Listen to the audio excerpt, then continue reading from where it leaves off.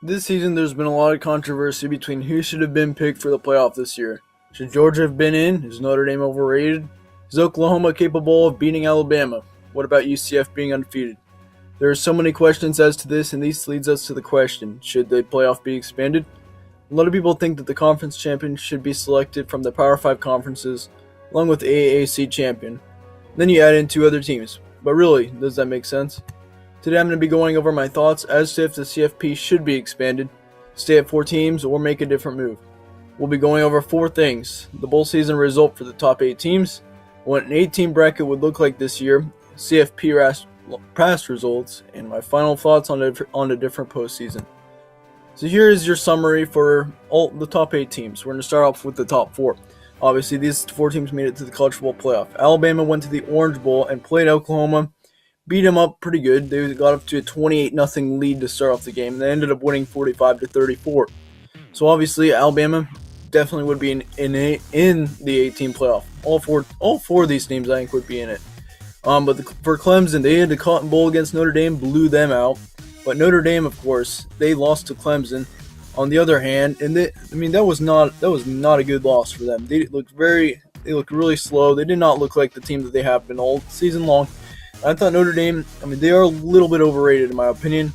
But honestly, they do deserve to be in the top 8. They did beat Syracuse. They've got quite a few good wins on their resume. Then Oklahoma, on the other hand, they had the Orange Bowl and they played Alabama on the flip side, and they lost to them 34-45, as I said. But Oklahoma, I thought Oklahoma would lose by more than they did, just because of the fact that Oklahoma's defense really is not that good. But Alabama, of course, them being the dominant team that they are, still beat them. All 4 of these teams would be in the 8-team playoff, but Notre Dame, I would shift down a little lower. Now, for the 5 through 8 rankings, we got Georgia at number 5. They were in the Sugar Bowl against number 15 Texas, and Texas looked really good in that game. Don't get me wrong, but Georgia should not have lost this game. Georgia is a much better team. I think Georgia held on to Alabama, and they almost beat them. But then they end up losing to Texas 20-21. And Texas mainly controlled the most of that game. Texas controlled. And Georgia cannot let that happen. Then Ohio State, they are in the Rose Bowl against Washington. They let Washington sneak in a little bit towards the end of the game, but they still did win it 20-23. Michigan went to the Peach Bowl and got destroyed by Florida 41-15. Meanwhile, UCF went to the Fiesta Bowl against 11 LSU and lost it 32-40. Looking at these 4 results on this page, does this really make sense to include these 4 teams in an 8-team playoff? Looking at this, Michigan got destroyed. UCF got beat by LSU. That wasn't much of a surprise to me because Mackenzie Milton was out. But Georgia then, losing to Texas. Should Texas have been in? All these questions come in after these 4 results right here. Looking at this is what an 8-team bracket would look like. We got Alabama and UCF. They would face each other in the quarterfinal. Oklahoma and Georgia would go head-to-head. That would be a really good game. But then Clemson and Michigan, Notre Dame and Ohio State, would there be any different results for the semifinal round if these 8 teams were in? If you think about it, it would be likely that we probably wouldn't see any different results. For me, Alabama would blow UCF out of the water. Let's just face it, that's probably what would happen. Clemson would destroy Michigan, I would think, because Michigan, they got destroyed by Florida.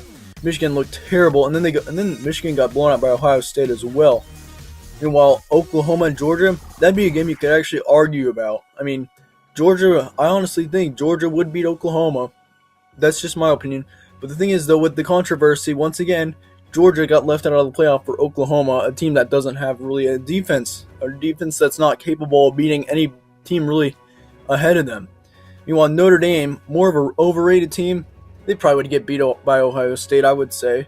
So yeah, still this controversy is: are there any better options to have an 8-team college football playoff?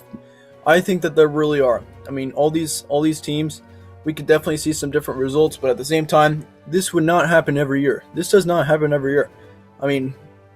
We might see one game that we could see a lower seed or a higher seed actually beat a lower seed, but it would not be very common. Now we're going to look at some previous college football playoff semifinal results. The college football playoff has been around now this is the 6th season. Actually, no, this is the 5th season, I believe. My bad. In 2014, it started off. We had a blowout game, Oregon, Florida State, but then that just became a common occurrence. We'd see Clemson blow out Oklahoma the next year, and then Alabama shut out Michigan State. That made me kind of think, how many blowout games have we seen in the college football playoff?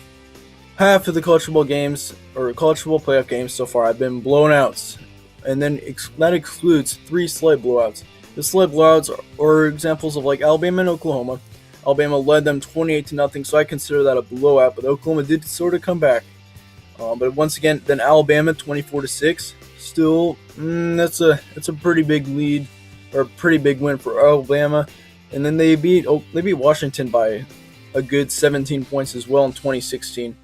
I mean, but looking at this, we've only had, in the 5 years of the college football playoff, we've only seen 2 close semifinals. That is one out of 5 games that we see a close game in the college football playoff so far. That is really not what should be happening. I mean, in 2015, 2 major blowouts. This is not what I thought. This is not what we would have expected coming into the college football playoff, to see all the games between the top 4 be blowouts. And I mean, it makes sense to have an 8-team playoff. But I mean, would we see anything? That's why I think we should go with this idea. Instead of an 8-team playoff, we should eliminate all conference championship games. We should play the traditional bowl games in December.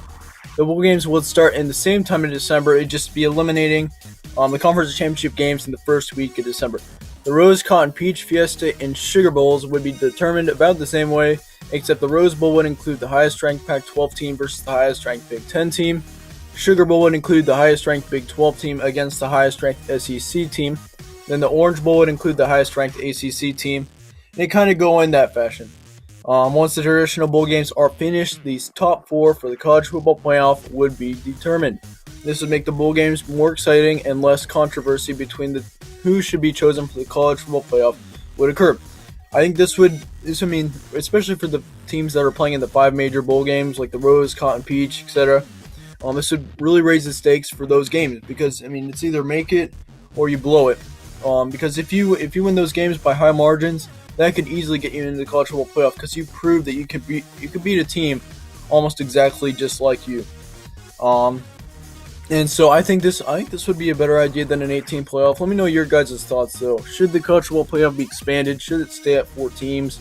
You can still go on with the fact it should be an 8-team playoff. Let me know your thoughts in the comments below. Thanks again for watching, you guys. I will see you all later.